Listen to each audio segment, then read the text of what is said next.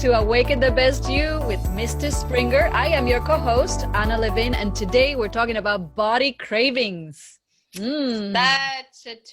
a hot topic. It is. Such a hot topic. We could say it's a yummy topic. Yes, it's a hot and yummy topic. Exactly. Like that chocolate chip cookie you're craving, right? There we go. Now we know what you're craving. Exactly. Always. Yes. But I mean, this is a very known topic, right? We all go through cravings. And yet, I think you are going to invite us to look at cravings in a different, I'm just foreseeing here a little bit.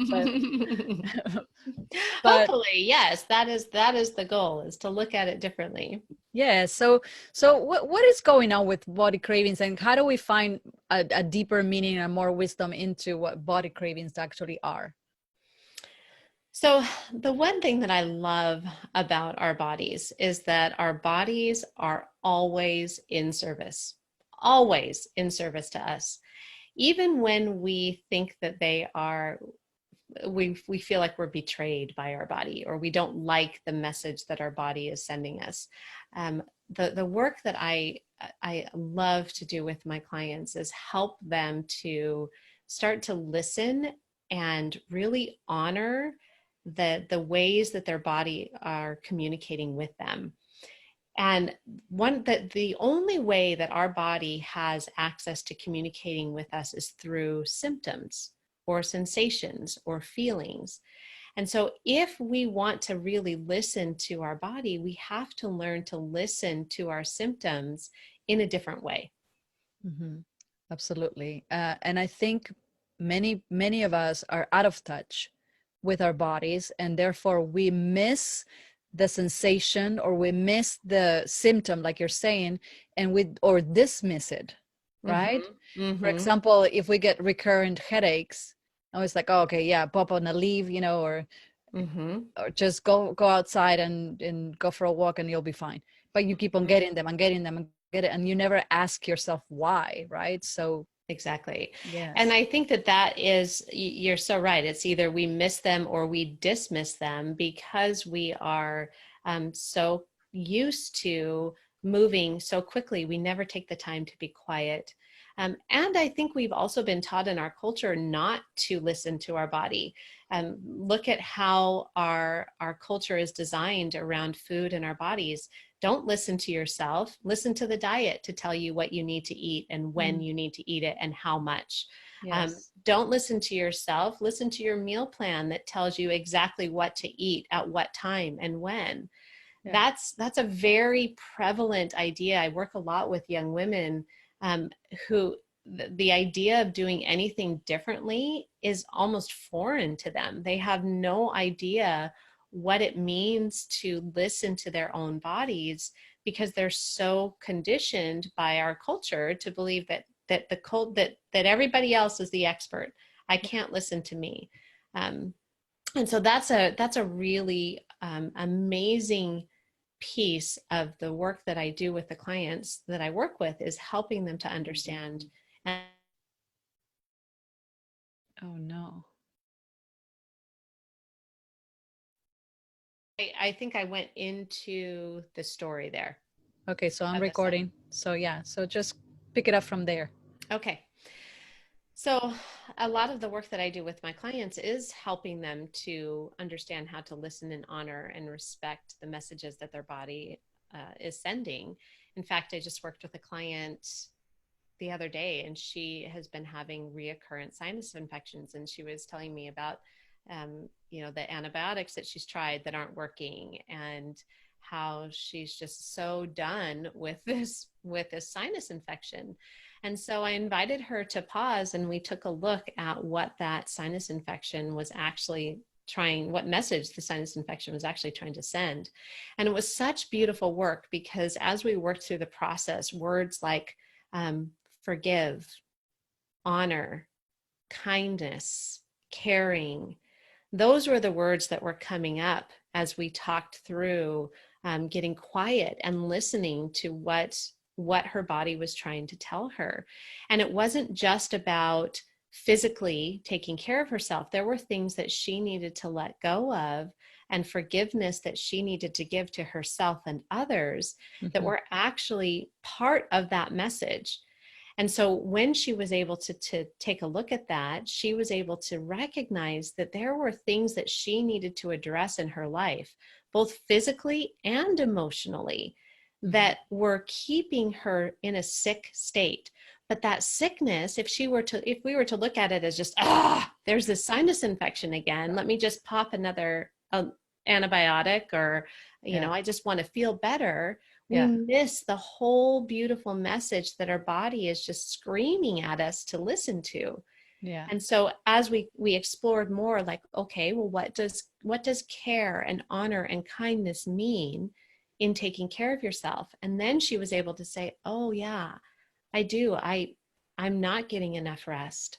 I haven't been out in the sunshine. My body's craving that. I Yeah. need to take time to drink more water and not drink this pop that I know I should be getting rid of. But when it comes from this different place, Yes. it feels so much more like honoring.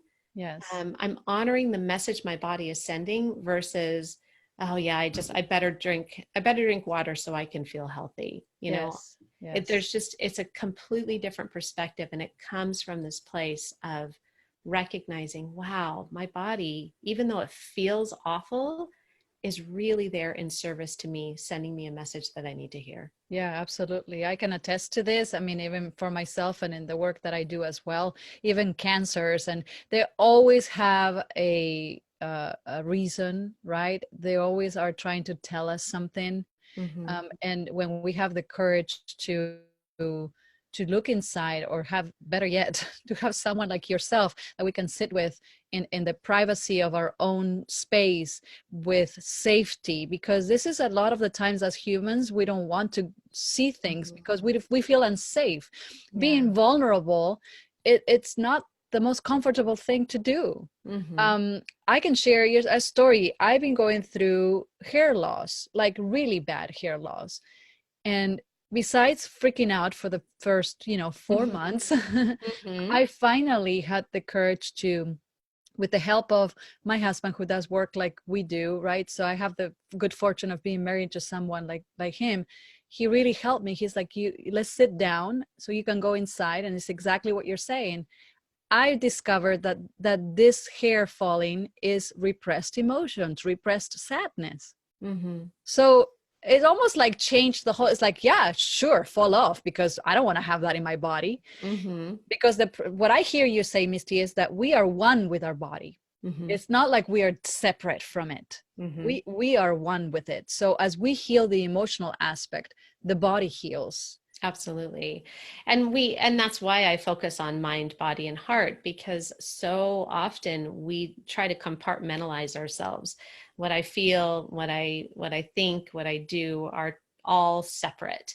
And they're not. We're all connected, mind, body, and heart. And so, yeah, I think the other thing that I want to speak to with your example is that oftentimes what I find is that when we address and acknowledge the symptom that our body is sending, it allows it to leave. Yeah. All it needs to be is acknowledged and heard, and then Yes. it can go away. That's for example, cravings.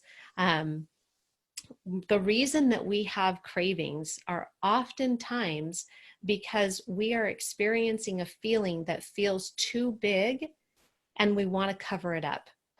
So many of us fight against our cravings like that. I remember that was when I started on this whole journey, I remember searching Google, like, Google, give me an answer for why I have cravings, right? Like, they're driving me crazy, they're driving my life. And what I didn't realize was that the cravings were there trying to get my attention. I just wanted to shut up the cravings. I just didn't want to have them.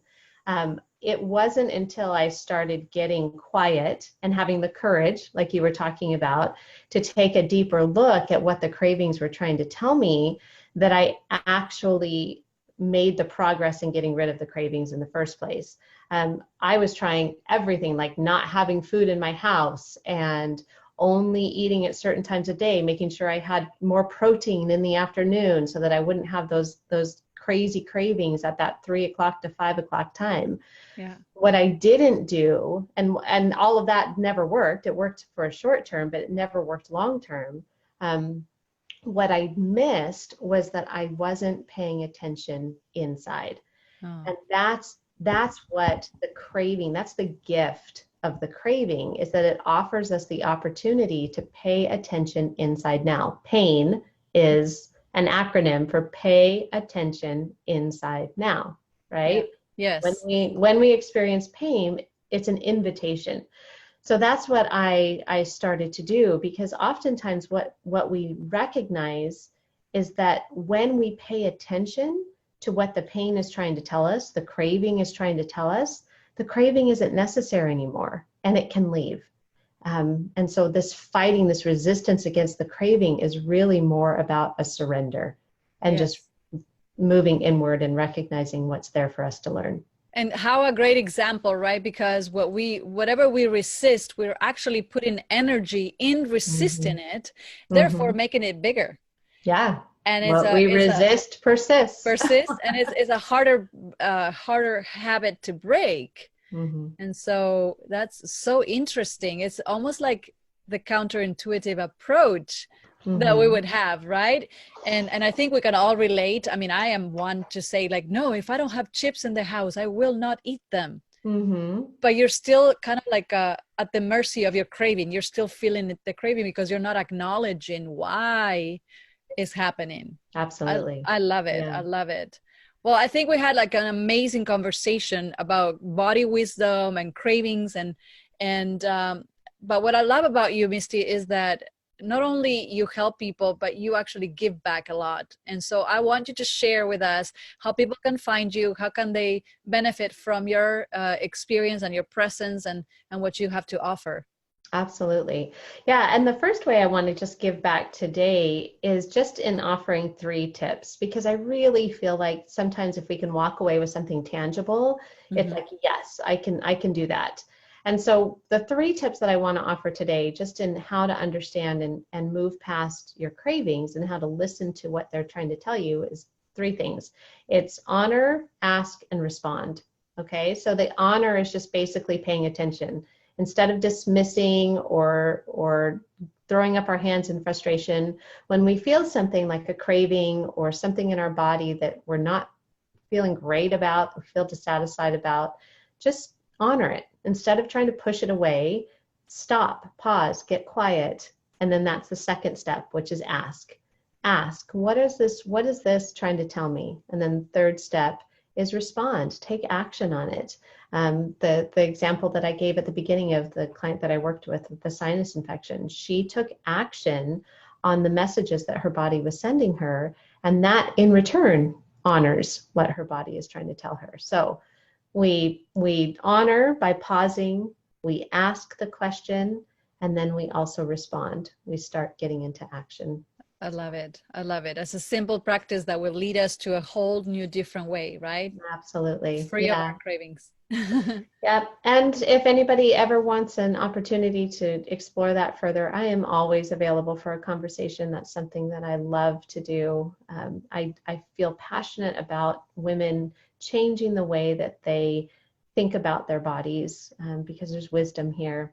So find me on Facebook, Misty Springer Wellness. Find me on Instagram, Misty Springer Wellness. Go to my webpage, mistyspringer.com, and just get in contact with me. I offer a 45-minute discovery session, and it's one of the ways that I give back and love to do it. Would love to have the conversation. Well, I love it. I enjoy our juicy conversations, and I especially love the practicality of those steps, because I know that when we change our habits, we really do change our quality of life, and that's where we're all in this for, right? Absolutely. That's why we're here. Yes. So thank you, Misty, so much, and until next time. All right. Thanks.